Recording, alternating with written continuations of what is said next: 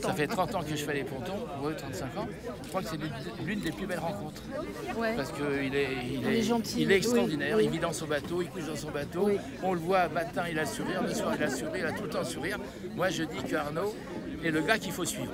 J'ai suivi des tonnes de skippers, mais celui-là c'est le plus beau. Oui. C'est le meilleur. Du coup, je vais faire balancer le soleil comme ça sur le sextant et je vais tourner avec la petite vis micrométrique. Et dès que je suis bon, dès que le soleil, le bas du soleil, il flotte sur l'horizon, tac, j'arrête, je regarde les secondes, les minutes, les heures.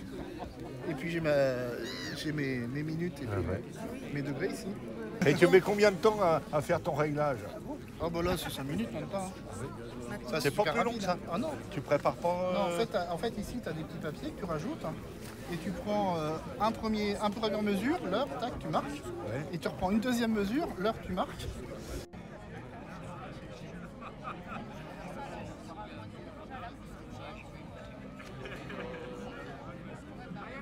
Tout est prévu pour que si ça se retourne, eh ben, on prenne le moins d'eau possible.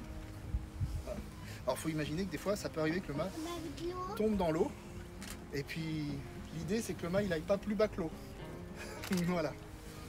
S'il va plus bas que l'eau, c'est pas bon. Je vais commencer à être contrarié à un moment. Capucine, peut-on faire un peu votre parcours? Je crois que tout le monde attend ce parcours exceptionnel d'une marraine qui dans quelques temps, dans quelques minutes sera avec Arnaud. C'est quoi votre parcours? Alors moi je navigue à bord d'un petit bateau qui s'appelle Taratari, qui a la particularité d'avoir été construit avec de la toile de jute et des matériaux de récupération. Au départ j'étais lancée dans un parcours plutôt course au large avec le Mini 650 et tout ça. Et puis j'ai eu des soucis de santé et on m'a dit que ce serait impossible de naviguer. Et je me suis dit, alors j'étais, pour ceux qui connaissent, en Bretagne, le centre de Kerpap, qui est un centre de rééducation. En général, on va pas très bien quand on y est. J'ai passé 7 mois dans ce lit sans bouger, vraiment, et j'étais en fauteuil, et on me disait de renoncer, j'avais vraiment du mal, et je me suis dit, l'essence même de mon rêve, de ce que je veux, c'est d'être en mer, de vivre quelque chose de fort en mer, et c'est pas spécialement faire de la compétition. Alors je me suis dit, il doit y avoir une autre possibilité. Si ça c'est pas possible, je ne peux pas. Quand on veut, on peut. Je trouve que c'est un peu compliqué à gérer quand la volonté n'est pas le problème. Mais je me suis dit, je peux autrement.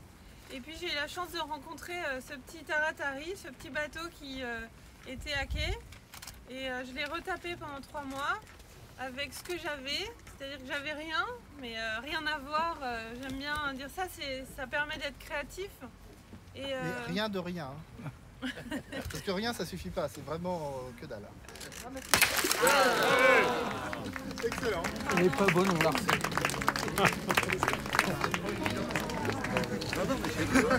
Faut préparer la bouteille.